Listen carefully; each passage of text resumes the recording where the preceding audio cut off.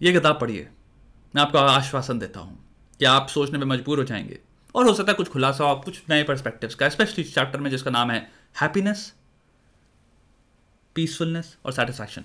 Chapter का नाम मैंने मगब वो कर दिया, हैप्पीनेस, सेटिस्फैक्शन एंड पीसफुलनेस। ध्यान से समझा है, आराम से टाइम लेके, कि हैं क्या तीनों चीजें और तीनों चीजों को पाते कैसे और हैप्पीनेस से दूर कैसे, सेटिस्फैक्शन के करीब कैसे जाए, लाइफ सेटिस्फैक्शन आए, संतुष्टि मिले जीवन में, और अगर संतुष्टि के भी ऊपर जाना है तो पीसफुलनेस को कैसे अचीव करें। इस वीडियो पे रिएक्ट करते हैं इसी बात पे। क्या बात कर दी, वाह यार, इस बात पे तुम किताब मुझे पता जरूर खरीदोगे। अभी जा ही चुके हो, अभी मत जाओ यार ठीक है चले जाओ यार, क्या है यार तुम भी, क्या है यार, बहुत नॉटी हो। Guys my age, they're like in this like shock or disbelief that I'm so young, and they're like, why are you posting things like that? Why are you dancing on TikTok? I'm doing what every other 16-year-old girl is doing. I'm just being viewed by a lot of people, and people think that that's dangerous, I guess.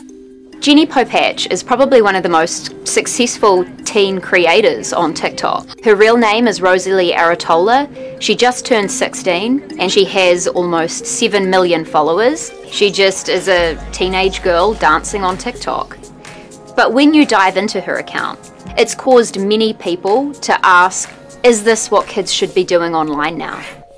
It's insanity to me that this is like a normalized thing, that we're taking 12, 13, 14-year-olds, dressing them into almost nothing and making them famous, and nobody seems to bat a f***ing eye. When it comes to the issue of hypersexuality of minors on the app, TikTok takes the view that it cannot look at this content through the prism of the predatory male gaze.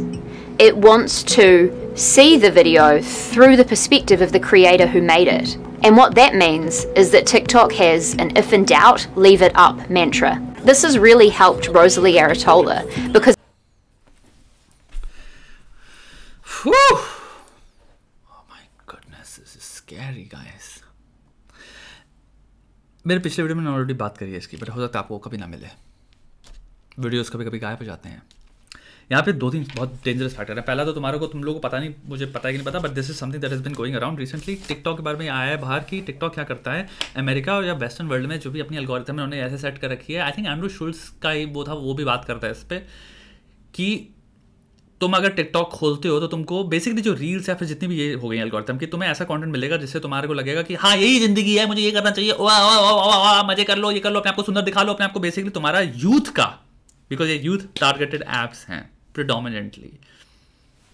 7 से 10 साल से 12 साल से 18 साल से इस सारी उम्र के बच्चे टिकटॉक पे बैठे हैं बहुत भयंकर लेवल पे। इंस्टाग्राम रील्स और शॉर्ट्स, एक बात आपको समझनी चाहिए, अगर आपको कोई कज़न वजन कुछ भी है, छोटे मोटे हैं, अगर आप you know if you are a parent, आपको ये चीज़ समझनी चाहिए कि आपके बच्चे शॉर्ट्स देख रहे हैं, और शॉर्ट्स और रील्स और ये टिकटॉक जितनी भी चीज़ें होंगी, ये कोई रेगुलेटेड नहीं है।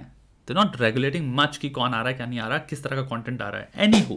Anyhow TikTok takes the cake, because वो रीजनल या ज्योग्राफिकली क्या कर रहा है, वो ऐसा कंटेंट और पूरी तरह से रिपर्पस करके, नॉट रिपर्पस करके, इनके एल्गोरिथम पुश कर रही हैं कि आप देखो। और चाइना में वो क्या कर रहा है, अपने यूथ को वो पुश कर रहा है मटेरियल जो तुम्हारे स्टेम से रिलेटेड हो गया, इंजीनियरिंग मार्वल्स के अंदर हो गया, बच्चे इन्वेंट कर रहे हैं, चीज़ें सोच रहे हैं, एंड तुम लोगों को हो सकता है लगा कि इससे हो सकता है फर्क ना पड़े, बहुत भयंकर लेवल पे फर्क पड़ता है। कोई भी सोसाइटी क्या सेलिब्रेट कर रही है वो एक्चुअल में प्रिडोमिनेंटली शेप करता है कि बच्चे किनको अपना एग्जाम्पल रख के बिहेवियर का एम्यूलेट करेंगे।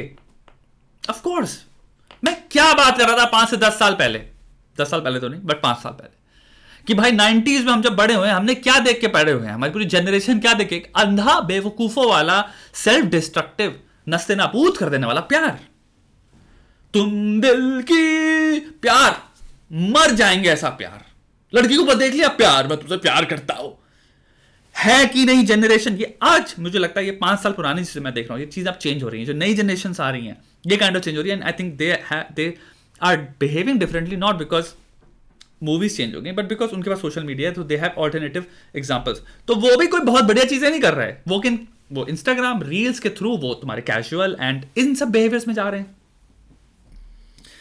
हेल्थी मैच्योर जितने भी एग्जाम्पल्स होते हैं और बिहेवियर होते हैं, वो तभी इंसान सोसाइटी फॉलो करेगी अगर आप enough advancement of educational content, educational in the form of movies के थ्रू करना है वो करो। मैं यहाँ पे प्रोपेगेंडा की बात नहीं कर रहा, साइंटिफिक प्रोपेगेंडा भी हो सकता है, क्यों ये करो नहीं, बट अगर हमारे राइटर्स, अगर हमारे आर्टिस्ट, अगर हमारे देश में intellectuals, I would just say, I would even से इंटेलेक्चुअल्स बिकॉज उसमें भी थोड़ा सा लोग के अंदर लग जाता है कि इंटेलेक्चुअल, एकेडेमिया से लोग जो कि एक्सपर्ट्स हैं अपनी फील्ड में, जो एग्रीकल्चरल इकोनॉमी में एक्सपर्ट है वो एग्रीकल्चर की बात करे, समझ गए। मैथमेटिक्स में एक्सपर्ट है जो वो बात कर सकता है मैथमेटिक्स की, गेम थ्योरी की, हो सकता है कोई इकोनॉमिक्स का वो हो। जब तक हम इन लोगों को साइकाइट्री में जो वो है वो बात करें मेंटल हेल्थ की, जब तक एक सोसाइटी में ऐसे लोग फ्रंट पे नहीं होंगे तब तक उस सोसाइटी की धज्जियां उड़ती रहेंगी। हमारी सोसाइटी, अगर इंडिया की बात कर लो, फ्रंट पे कौन है, किनको आप देखते रहते हो, किनको देखते रहते हो पूरे दिन? आप जब घुमाते रहते हो, आज परिणीति चोपड़ा ने ये करा, आज दीपिका चोपड़ा ने, दीपिका पादुकोण ने फीफा में ये कपड़े पहन लिए, दूसरा तुम्हारे शाहरुख खान पठान पे भिड़े पड़े हैं लोग कमेंट्स में, आधे उसके फैन, आधे जो कह रहे हैं वो नहीं है। ये है हमारे कल्चरल रिप्रेजेंटेटिव्स। कहां है वो एकेडेमिया वाले? मैं नहीं कह रहा हूं नहीं होना चाहिए शाहरुख खान को, मैं नहीं कह रहा हूं दीपिका पादुकोण, ये सब आर्टिस्ट हैं, ठीक है, गुड, बट बाकी के कहां हैं? ये बहुत डेंजरस चीज है। टिकटॉक क्या कर रहा है, इस चीज को और एम्पलीफाई कर दे रहा है। जब तुम्हें ये लड़की 16 साल की है, उसने क्या बहुत जबरदस्त बात क्या कही, I am viewed by, that's what every person views of my age. So अगर तुम्हारे अराउंड के सारे बच्चे ये देख रहे हैं, सेम चीज तुम्हारे, तुम एंड्रू टेट का कंटेंट उठा लो, जो बच्चे अगर देख रहे हैं, एंड्रू टेट का प्रेडोमिनेंट मैसेज क्या होता है, काफी मैं देखता हूं एंटी एजुकेशन है, कॉलेज मत जाओ, कॉलेज मत जाओ, यूनिवर्सिटी मत जाओ, यूनिवर्सिटी मत जाओ। बहुत ही कॉमन सेंसिकल, अगर तुम्हें 2 मार्कर्स पे देखना है, पहला इकोनॉमिक्स में अगर जो भी स्टडी करता है वेल्थ पे, पॉलिसी मेकिंग पे, पॉवर्टी पे, जो प्रेडोमिनेंट स्टडीज हैं, ठीक है, पॉवर्टी इकोनॉमिक्स पे, वन ऑफ द बिगेस्ट क्या, द बिगेस्ट मार्कर ऑफ अपने आप को पॉवर्टी से ब्रेक आउट कर देना। सेकेंड बिगेस्ट मार्कर टॉप 1% पे जाने का एजुकेशन है, पोस्ट ग्रेजुएशन डिग्रीज। ये studies after studies and economics hard science है, मैथमेटिक्स है, उसमें हलवा पूरी नहीं बेच रहे वो, ये फैक्ट हो गया। तुम्हें अगर दूसरा स्टैटिस्टिकल फैक्ट देखना इसके बारे में, कौन से कल्चर हैं जो इंडिया में हाईएस्ट अर्निंग कल्चर्स हैं, रेसिस या एथनिसिटी की बात कर रहा हूं मैं, कौन सी 2 रेस हैं जो इंडिया में, सॉरी अमेरिका में, यूएस में सबसे रिचेस्ट हैं, जिनकी तुम्हारे percentage of earning per annum 100 से 150 के बीच में आती है ऑन एवरेज, यानी कि $150,000 पर ईयर एनम से लेके $90,000 के बीच में वो आ रहे हैं। ये तुम अमीर हो बहुत ज्यादा अगर तुम्हारी ये सैलरी है, ठीक है। इंडियंस नंबर 1, दूसरे ईस्ट एशियंस यानी कि चाइनीज या जापानीज, और भी हो गए। अब मुझे एक बात बता, इन दोनों कल्चर्स में अगर सिर्फ चाइना और इंडिया की बात करें, क्या चीज कॉमन है? क्या है ये 2 कल्चर जो करते हैं प्रेडोमिनेंटली? पढ़ाई। तुम्हारे असॉर्टेटिव मेटिंग टर्म है जो, वो one of the income inequality के बीच में उन्होंने ऑल्सो पाया है चीज है। असॉर्टेटिव मेटिंग क्या होती है? जब 2 पोस्ट ग्रेजुएट वाले डिग्री वाले लोग जब शादी करते रहते हैं तो उन्होंने पाया ये बहुत बड़ा फैक्टर क्या है, फिर वो खुद जितनी ज्यादा लोग पोस्ट ग्रेजुएशन वाले जब शादी कर रहे हैं, इकोनॉमिक्स की स्टडी है, वो खुद एक इनकम इनइक्वालिटी करते हैं। ये मैरिज की उन्होंने जब रिसर्च करी है उसके अंदर पाया है। तो पीपल जिनके पास डिग्रियां नहीं है वो काफी उनको ऑप्शन ही नहीं मिल रहे शादी के, क्योंकि ये लोग आपस में करते रहते हैं और इससे क्या होता है, इनकम ये बबल में जाते चले जाते हैं ऊपर ऑटोमेटिकली। यानी कि शादियों को इकोनॉमिक्स के पॉइंट से भी देखा जाए तो क्रॉस शादियां नहीं हो रही, एंड ये कॉमन सेंसिकल भी है कि ऑब्वियसली पोस्ट ग्रेजुएशन वाले करेंगे दूसरे से शादी, but you understand what that basically उस स्टडी का पॉइंट ये था कि भाई ये भी एक काइंड ऑफ एलिटिज्म और इनकम इक्वालिटी में वो कर रहा है। क्या है मार्कर? Post graduation degree. जाओ घर के बाहर रैंडम सिलेक्शन है, इसीलिए स्टडी कोई भी जब तक रैंडम सैंपल नहीं है, आपका सैंपल रैंडमाइज नहीं है, वो स्टडी बायस्ड है, कोई पॉइंट नहीं है स्टडी पढ़ने का। जाओ पोस्ट ग्रेजुएशन में आप रैंडम 200 लोग उठाओ, और रैंडम जिनके पास हाई स्कूल डिग्री है 200 लोग उठाओ, और देख लेना कौन सा ज्यादा सक्सेसफुल है। हो सकता है 200 में से एक हो जिसने अपना बिजनेस खोल लिया, बिजनेस बहुत बड़े चल रहा, हो सकता है 5 हो सकता है 15 हो ऐसे।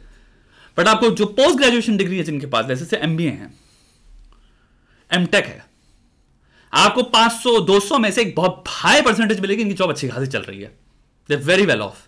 एंड उसके बाद आता है इंडिविजुअल कैपेसिटी कितनी है किसी इंसान की, यानी कि वो इंसान हो सकता है जो बहुत तेज है, जेनेटिकली गिफ्टेड इंसान है, वो बहुत ही, अगर उसको सर्कमस्टांसेस 2 कौड़ी के में मिले हो, वो उसमें भी कुछ भी कर ले जाएगा, ठीक है। इनको आउटलायर्स कह सकते हो।